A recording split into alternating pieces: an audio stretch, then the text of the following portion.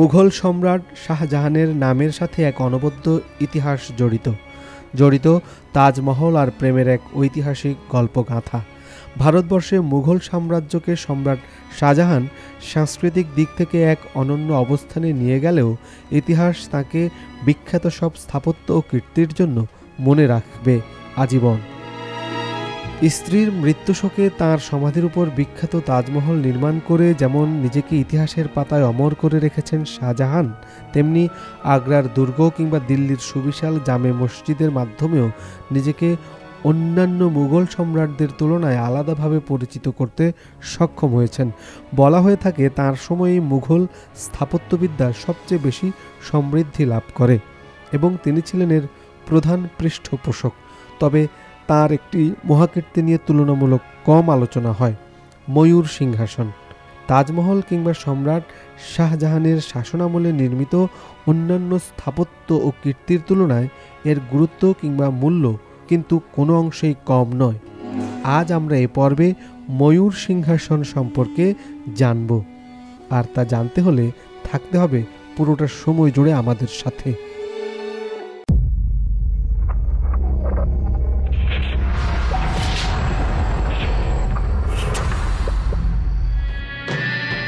সম্রাট শাহজাহান কেন ময়ূর সিংহাসন ব্যবহার করলেন, অন্য কোনো প্রাণী ব্যবহার করলেন না, তা নিয়ে প্রশ্ন উঠতেই পারে। মুঘল আমলে শিল্প সাহিত্যে ময়ূরের এক অনবদ্য স্থান ছিল, যা অন্য কোনো প্রাণীর ছিল না। মুঘল আমলে অঙ্কিত চিত্রকর্মগুলোতে ময়ূরের অবয়ব ফুটিয়ে তোলা হতো সুনিপুণভাবে। তখনকার সাহিত্যেও ময়ূরকে এক আধ্যাত্মিক রূপ দান করা হয়। যেমন শামস-ই তাবাসি নামক একজন কবি তার কাব্যগ্রন্থে দাবি করেন যে বেহেশতের সবচেয়ে উঁচু স্তরে ময়ূর থাকবে। যেহেতু এই পাখিকে ধর্মীয়ভাবে বেশ গুরুত্বপূর্ণ ভাবা হতো, তাই মুঘল শাসনামলে সাধারণের বিশ্বাস ছিল যে কোনোভাবে এই পাখির প্রতি সম্মান প্রদর্শন করলে অবশ্যই সৃষ্টিকর্তা পরকালে ভালো কিছু করবেন। এজন্যই ধারণা করা হয়ে থাকে সম্রাট শাহজাহান ধর্মীয় কারণেই তাঁর বিখ্যাত সিংহাসনের পেছনে দুটো ময়ূরের অবয়ব তৈরি করিয়ে নেন, আর এই পাখির নামেই পরবর্তীতে সিংহাসনটি পরিচিতি লাভ করে ময়ূর সিংহাসনে।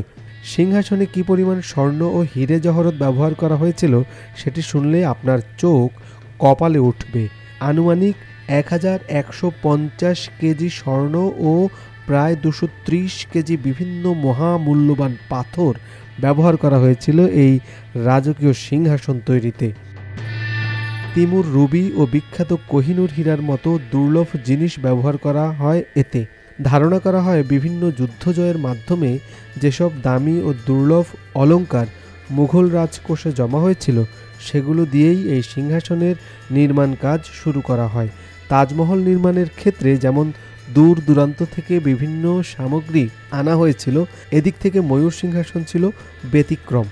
116টি পান্না, 108টি রুবি ও আরও অসংখ্য মূল্যবান পাথর ব্যবহার করা হয়, যেগুলোর অনেকগুলো ছিল অত্যন্ত দুর্লভ। সিংহাসনের পেছনে যে দুটো ময়ূর ছিল সেগুলোর লেজ ছিল ছড়ানো, যেটি সিংহাসনের সৌন্দর্য বাড়িয়ে দেয় বহু গুণ। কথিত আছে সম্রাট শাহজাহান নবী হজরত সুলাইমান আলাইহিসসালামকে অনুসরণের চেষ্টা করতেন।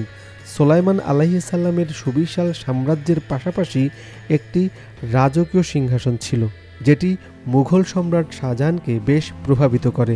এজন্য তিনি নিজেও বিশাল সাম্রাজ্যের পাশাপাশি একটি রাজকীয় সিংহাসনে বসে সাম্রাজ্য পরিচালনার স্বপ্ন দেখতেন।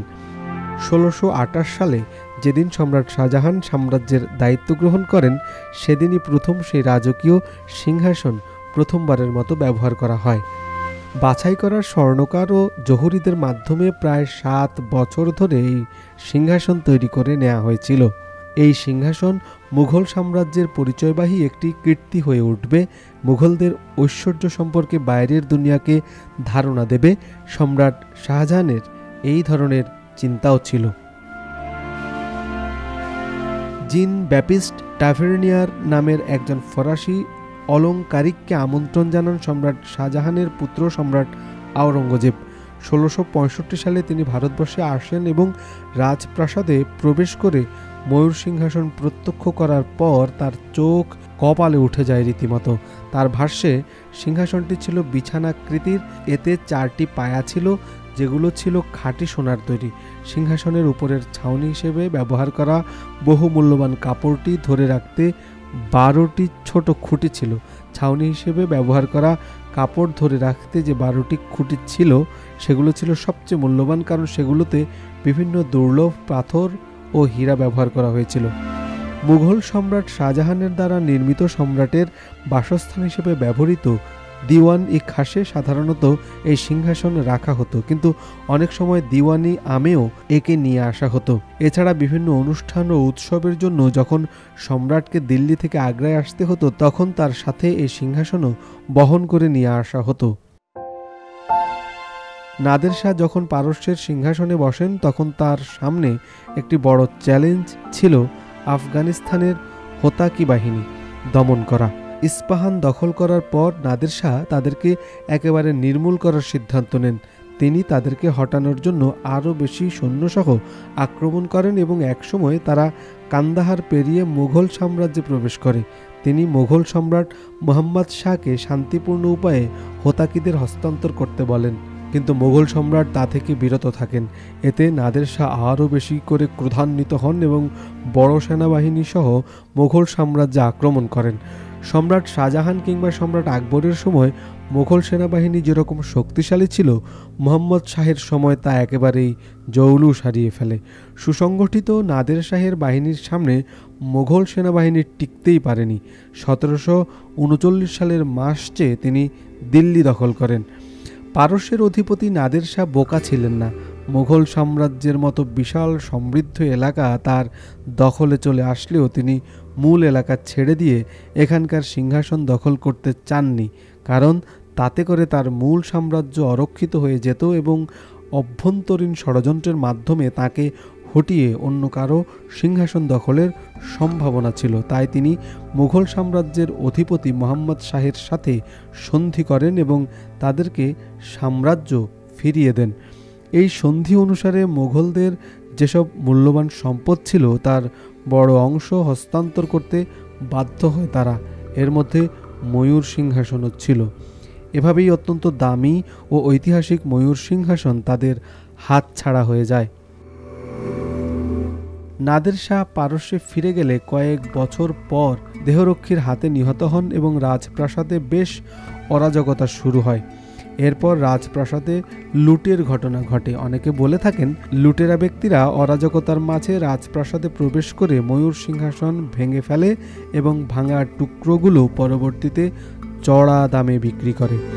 আবার অনেকে বলে থাকেন নাদের শাহ যখন ভারতবর্ষ থেকে ময়ূর সিংহাসন নিয়ে যান তখনই তিনি ভেঙে টুকরো টুকরো করে হাতির পিঠে ইরানের উদ্দেশ্যে রওনা দেন এবং লুটেরা ব্যক্তিরা ইরানের রাজপ্রাসাদ থেকে এই টুকরোগুলোই লুট করে।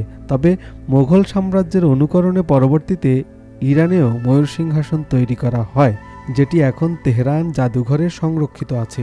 ব্রিটেনের একটি জাদুঘরে ময়ূর সিংহাসনের একটি পায়া সংরক্ষিত আছে।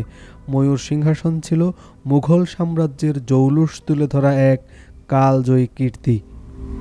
সময়ের সাথে সাথে মুঘল সাম্রাজ্যের মধ্যে পরিবর্তন আসে। এক সময়ের পরাক্রমশালী সাম্রাজ্য শক্তি হারিয়ে ইতিহাস থেকে হারিয়ে যেতে থাকে।